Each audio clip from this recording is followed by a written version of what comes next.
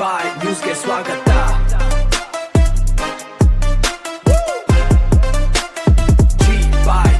ಭೂ ಸ್ವಾಧೀನದ ಪರ ಬೆಂಬಲಿಸಿ ಹೋರಾಟ ತೀವ್ರ, ಚಿಂತಾಮಣಿಯಲ್ಲಿ ರೈತ ಸಂಘಟನೆ ಎಚ್ಚರಿಕೆ.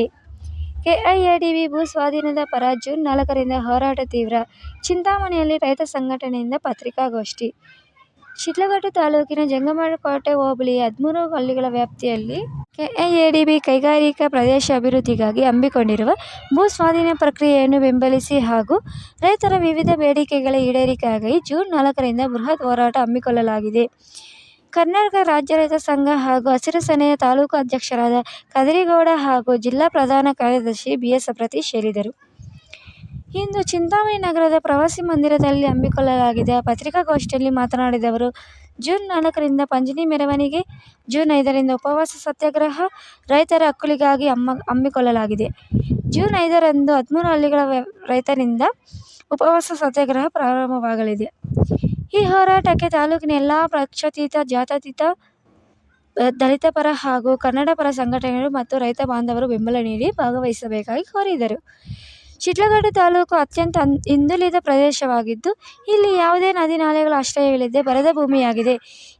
ಇಂತಹ ಸಂದರ್ಭದಲ್ಲಿ ಜಂಗಮಕೋಟೆ ಹೋಬಳಿಯ ಬಸವಪಟ್ಟಣ, ತಾದೂರು, ನಡುಪಿನಾಯಕನಹಳ್ಳಿ, ಯನಗಂಟೂರು, ಹೊಸಪೇಟೆ, ಚಕ್ಕಂಡಹಳ್ಳಿ, ಗೊಲ್ಲಹಳ್ಳಿ, ದೇವಗಾನಹಳ್ಳಿ, ಅರಕೆರೆ, ಸಂಜೀವಿಪುರ, ಕೋಲಮಸೂರು, ಯದುತಿಪ್ಪೇನಹಳ್ಳಿ, ತೋಟಗಾನಹಳ್ಳಿ ಸೇರಿದಂತೆ 13 ಹಳ್ಳಿಗಳ ವ್ಯಾಪ್ತಿಯಲ್ಲಿ 2823 ಎಕರೆ ಭೂಮಿಯನ್ನು ಕೆಐಎಡಿಬಿ ಮೂಲಕ ಭೂ ಸ್ವಾಧೀನಕ್ಕೆ ಸರ್ಕಾರ ಪ್ರಾಥಮಿಕ ಅಧಿಸೂಚನೆ ಹೊರಡಿಸಿತ್ತು.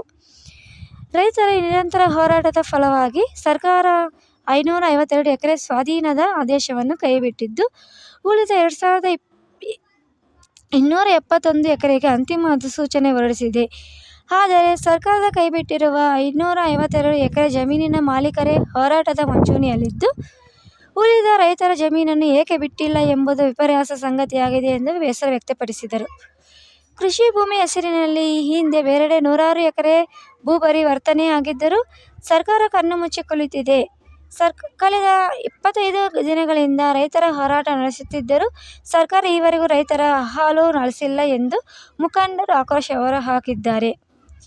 ಚಿಕ್ಕಬಳ್ಳಾಪುರ ಜಿಲ್ಲಾಡಳಿತ ಭವನದ ಮುಂಭಾಗ ಈ ಪ್ರಮುಖ ಬೇಡಿಕೆಗಳ ಈಡೇರಿಕೆಗಾಗಿ ಹೋರಾಟ ಮುಂದುವರೆಯಲಿದ್ದು, ನ್ಯಾಯ ಸಿಗುವವರೆಗೂ ಹೋರಾಟ ಕೈಬಿಡುವುದಿಲ್ಲ ಎಂದು ಪತ್ರಿಕಾಗೋಷ್ಠಿಯಲ್ಲಿ ರೈತ ಮುಖಂಡರು ಎಚ್ಚರಿಸಿದ್ದಾರೆ.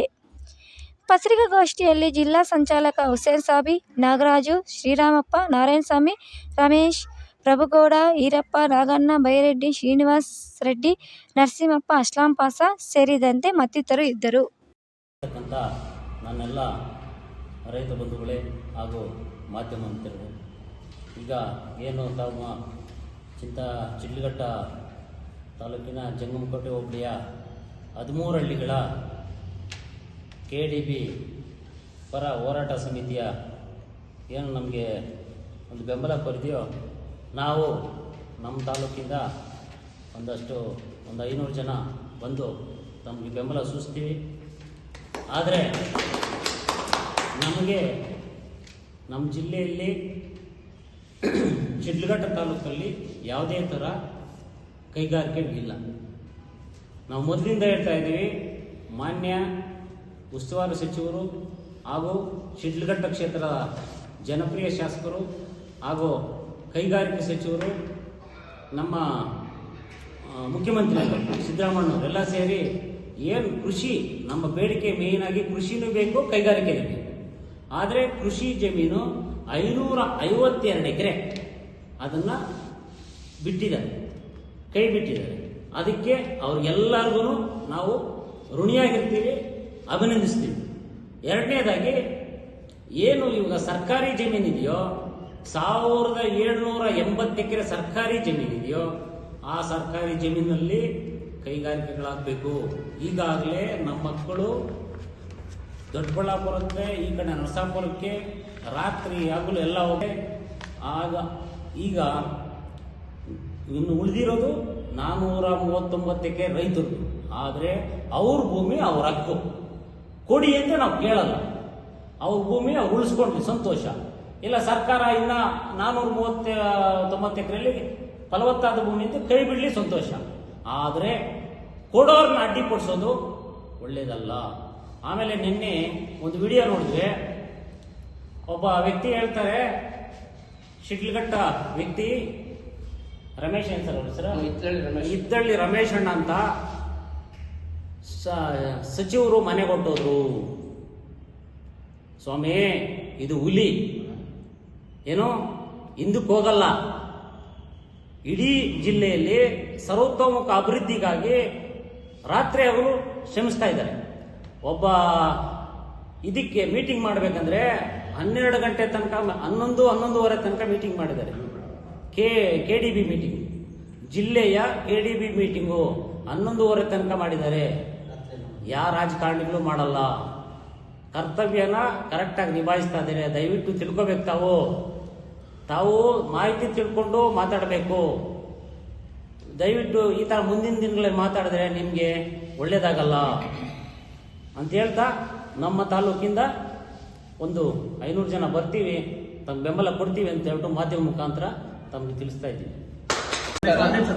ಇವತ್ತು ಮೊದಲು ಏನು ನಮ್ಮ ಶಿಡ್ಲಘಟ್ಟ ತಾಲೂಕು ಜಮಕೋಟೆ ಹೋಬಳಿ KDB ಜಮೀನುಗಳ 13ನೇ ರೈತಪರ ಹೋರಾಟ ಸಮಿತಿಯಿಂದ ಇವತ್ತು ಚಿಂತಾಮಣಿ ಪ್ರವಾಸಕ್ಕೆ ಬಂದು ಇವತ್ತೇನು ಇಲ್ಲಿ ಸಭೆ ಕರೆದಿದ್ದೀವಿ.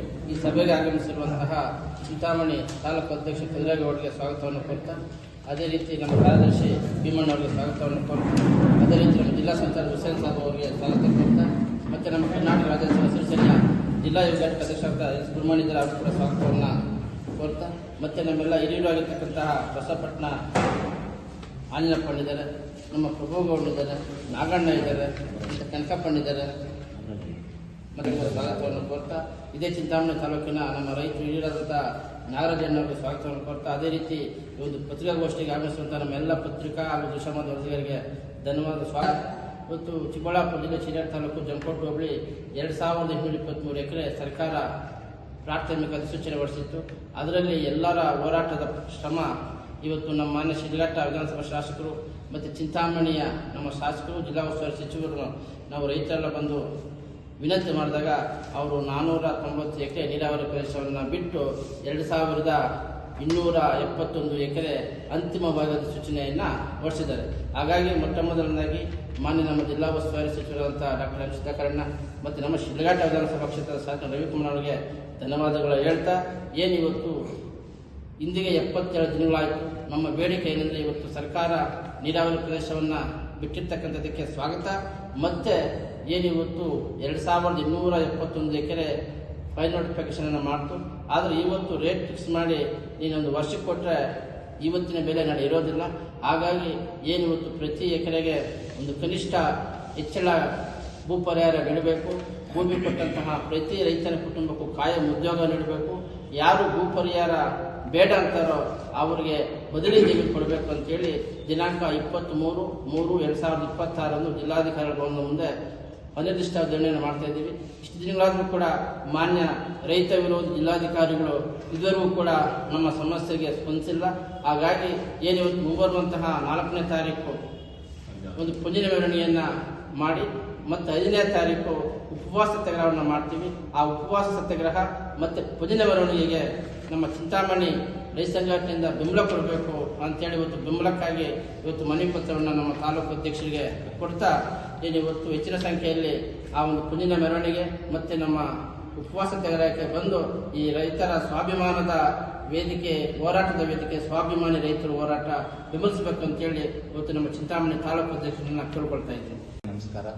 ಅದೇ ಥರ ನಮ್ಮ ರೈತ ಮುಖಂಡರು, ಅಧ್ಯಕ್ಷರು, ಕಾರ್ಯದರ್ಶಿ ಪ್ರತಿಯೊಬ್ಬರು ನಮಸ್ಕಾರ. ಇವತ್ತು ನೋಡಿ, ಇವತ್ತು ನಮ್ಮ ಜಿಲ್ಲೆ ಬರಡು ಜಿಲ್ಲೆ ಆಗಿದೆ. ಮಳೆ ನೀರಿಗೆ ಅವಲಂಬಿತವಾಗಿದೆ.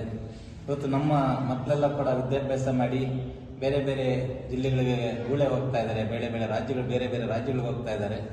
ಆದರೆ ಇವತ್ತು ಕೃಷಿ ಅವಲಂಬಿತರಾಗಿರೋರು ಕಡಿಮೆ ಇದ್ದಾರೆ. ಆದರೆ ಕಾರ್ಖಾನೆಗಳು ಜಾಸ್ತಿ ಆಗಿ ಓದಿರ್ತಕ್ಕಂಥ ಮಕ್ಕಳು ಜಾಸ್ತಿ ಆಗಿ ನಿರುದ್ಯೋಗಿಗಳಾಗಿದ್ದಾರೆ. ನೋಡಿ, ಕೋಲಾರ ಮತ್ತು ಚಿಕ್ಕಬಳ್ಳಾಪುರ ಬರಡು ಜಿಲ್ಲೆಗಳಂತೇಳಿ ನಾವು ಆಲ್ರೆಡಿ ಘೋಷಣೆ ಆಗಿದೆ, ಬಯಲುಸೀಮೆ ಜಿಲ್ಲೆಗಳಂತ ಘೋಷಣೆ ಆಗಿದೆ.